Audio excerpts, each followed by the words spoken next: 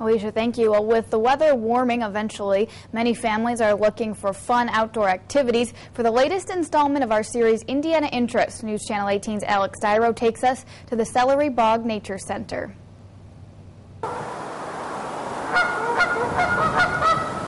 Many people may wonder how the Celery Bog got its name.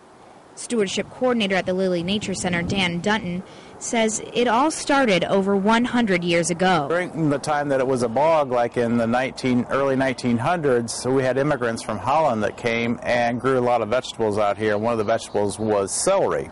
And so the celery and the bog name kind of stuck with this area, and that's how it became known as the Celery Bog.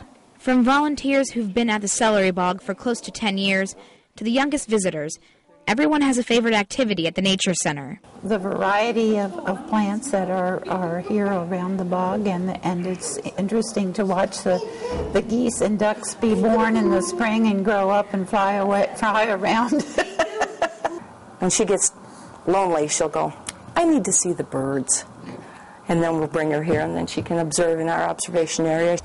The Celery Bog Nature Area offers trails, a nature center, and even a scavenger hunt for children. The best part about it, it's all free and very environmentally friendly. We have a treasure chest that you can get armbands and compasses and clipboards and pencils, and you can go on a scavenger hunt. The Celery Bog Trails and Nature Center are all open for visitors year-round. Alex Dyro, News Channel 18.